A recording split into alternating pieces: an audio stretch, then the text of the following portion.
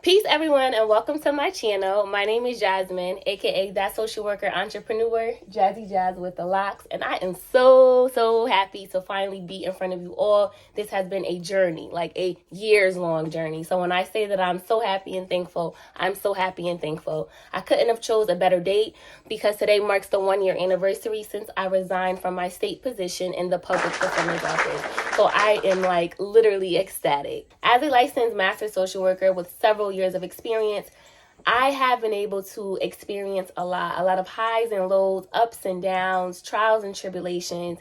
And I am so happy to finally share all of my experiences with you all on my channel. In today's video, I will be covering my journey from being a traditional social worker to an entrepreneur. I will discuss how I got here from a traditional social worker to that social worker entrepreneur. I was actually introduced to social work while I was in high school. While I was in high school, I completed a paid internship at my town's city hall in the elderly services department. While there, I worked directly underneath a social worker who was primarily a macro social worker. I did a lot of work with rent rebate coupons, conducting hunger surveys with the elderly population, reminding them about their rent rebate and things like that. I would transfer a lot of the data into a report and I would give it to my supervisor, who is still my mentor to this day. And again, I didn't realize that I was actually doing social work until I graduated high school. And I'm like, wait, you've been doing social work since you were in high school, literally. It was macro social work. And not that that's exactly what you wanted to do. I still was able to gain experience with social work as early as high school. So I'm very thankful. Did enjoy my time in the elderly services office. I quickly realized that that was not the type of social work that I wanted to do or the population that I wanted to work with. So when I moved on to obtain my bachelor's in social work, I knew that I wanted to combine social work and criminal justice. And so I went in with a minor in criminal justice. I had to do a lot of advocating for myself in my BSW program because I wasn't someone who was taking the traditional route. Most of my classmates were looking to do hospital social work, families and children social work, school social work, hospice social work, and I wanted to do criminal justice social work. It wasn't something that was spoken about a lot. It wasn't a topic that had a lot of light on it. And so I was really going into something not really knowing what to expect. But one thing about me, if there's something that I want to do, I'm going to do it. It does not matter. Sometimes I don't always know the how, but I know this is what I want to do, and I know that I'm going to get it done. I might get knocked down during the process, but I'm going to get it done. I was able to have great internships during my BSW program. I interned at adult probation in the sex offender unit. I interned at court. I also interned at a community-based criminal justice agency, which was for pretrial clients. So that agency was for clients that had pending court cases and were coming in for groups, anger management. They were coming in for case management. They were coming in for urines. And so I really went into my MSW program at Howard having a lot of criminal justice experience already. The reason why I went to Howard University is because Howard was the closest school to me that had a criminal justice focus within their program. I knew that I was going to work in the courts one day, and I just had to get there. While at Howard, I was able to intern at Baltimore Circuit Court, and I was able to do a lot of work with families that were involved in custody termination of rights battles. So I would interview the clients, all parties involved, and then my supervisor and I would complete a report which would go to the judge. So I literally graduated Howard University having so much experience from undergrad as well as being in their MSW program. After graduating Howard University, I moved on to my first case management job. And my case management position was actually at the same place that I interned for. It wasn't the same location, but it was the same agency. I did case management for a year. As a case manager, we utilized different guides to hone in on a particular client's criminogenic needs. When a client comes in, you conduct a thorough assessment.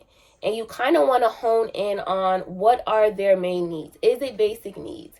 Is it emotional? You want to hone in on what their needs are. Is it family? You want to hone in on what their needs are, because that is going to be the bulk of the work while they're with you. My case management sessions were recorded, and I actually had a quality assurance coach. We had quality assurance coaches that would come in from the outside. They would randomly pull a tape every month, and they would have a session with you. They will talk about what you did well, areas that you can grow in, and things like that. It was very, very annoying and tedious when I was in that position. However, once I was removed from the position and I had moved on in my career, I realized that was the best experience. I gained so much knowledge from being a case manager for a year. I was able to do so many different trainings and make so many different connections. After doing case management for a year, I landed my dream job, y'all. I landed a position in the public defender's office. Y'all, you can tell me anything. I was so happy. I'm like, this is so dope. I'm young. I landed this job less than 2 years after graduating. I'm like, this is it. Like, a state job, the money's good, the benefits are good. And then I got in the actual position. And as a social worker that is part of the defense team, I worked for the attorneys. So whatever the attorneys needed from me, they would let me know. And then that's how my work would go. Every case that came into the public defender's office was not a case that was going to be on my caseload. The case would go to an attorney first, and the attorney makes the judgment whether or not the social worker is needed on the case. A lot of my duties included obtaining records, completing record reviews, connecting clients to treatment, connecting them to therapy, connecting them to anger management, connecting them to substance abuse treatment, and things like that. Maybe a client needed basic needs, they needed resources, they needed housing. Connecting them to housing was another big thing that I did. On top of that, I also helped out with 1584 cases. 1584 cases in my state are cases where juveniles were sentenced to life without parole. And the new law states that due to research surrounding brain development and things of that nature, these juveniles deserve to see the parole board. It does not mean that they're going to get out, but it means that they have a chance to see the parole board in hopes of getting out early. I learned a lot. I worked with my first courthouse, right? Because I went through 2 courthouses. My first courthouse, I worked with clients that were charged with gruesome crimes. So I had arson ones, I had sex ones, I had murders, I had arson murders. I had a lot of clients that were charged with serious crimes, and they were going to do some type of jail time. No ifs, ands, or buts for the most part about it. They were most likely going to do some type of jail time. While in the public defender's office, in Part A, that's Part A court, the high court, or the court that has the gruesome crimes in my state, is called Part A court. And while being in Part A, I did a lot of mitigation writing. Mitigation writing allows a social worker to humanize the client on paper. How did this client get to you? How did we get here? I did a lot of mitigation writing. I did a lot of record reviews. So obtaining records for attorneys, mental health records, educational records, obtaining whatever the attorney felt was needed for the case. That was in Part A. While I was in Part A, I also experienced a lot of racism and a lot of discrimination and a lot of microaggressions. So much that I remember being told that the secretary in my office said that I only got the job because I was Black. However, I think I got the job because I graduated Howard University with a 4.0. But whatever floats your boat is perfectly fine. So I put up with that for about a year and a little over a year, and I was ready to leave the public defender's office as a whole then. I had a couple people in my ear that were saying, oh, you can give another courthouse a try. It'll be a different culture. It won't be Part A, so it'll be Part B. And I'll go into that. And so I gave another courthouse a try.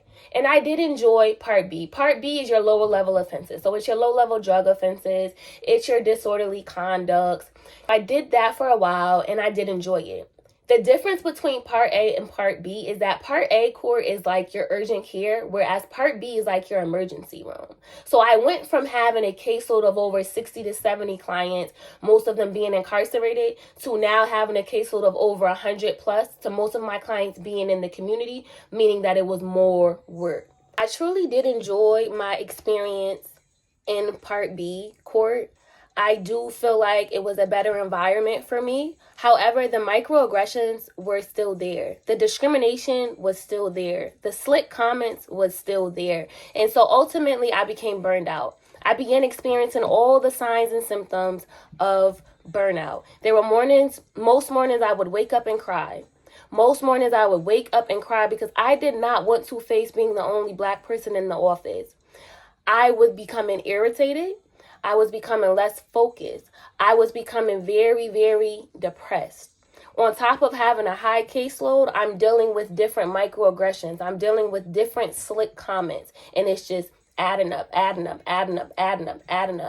then you're trying to add more work onto a position where you're not increasing the salary. So we got to figure this out. So I reached my second courthouse and I realized that my caseload was at or around 100, 120, and it was continuing to grow. I had to have a sit down with myself. I had to have a check-in with myself. I also was in therapy, and my therapist was realizing, Jasmine, when are you going to submit your resignation letter? Because you are literally burned out. Like, if I was to open the dictionary right now and look for the definition of burnout, it would be you. I began calling out often because I was just so miserable and so over the environment. And I finally listened to myself. I made the executive decision to resign around June or July. I officially resigned in September. And it was one of the most scariest, the most liberating, the most joyful moments that I've ever experienced in my life. Because it's like I was jumping off a cliff and I did not know where I was going. I had no clue. I've always worked. Jasmine has never been without a job, ever. Even when I was in college, I worked on the weekends at CVS. So going from that stability to the unknown was something that truly scared me. But now, 1 year later, as I am sitting in front of you, alive, thriving with my YouTube channel and my businesses and my planners, it has been a journey. It has been quite the journey. My introduction to entrepreneurship started in 2020. In fact, I became an entrepreneur during the time that I was launching my career in the public defender's office. When I graduated Howard in 2019, I knew that that piece of paper that they said was going to be the golden ticket for us and throughout our life was not that. And so I knew I was going to have to pivot. I just didn't know how. My mom brought home a body butter one day, and I didn't know what a body butter was. So I used it. I'm like, okay. And I'm a nerd at heart, y'all. Y'all will learn that through this channel. I am a nerd. I will research until I can't research no more. So I began doing research. Okay, well, what is body butter? Why are people using this over lotion? What's wrong with lotion? What's the ingredients in lotion in comparison to body butters? And I went down this entire rabbit hole.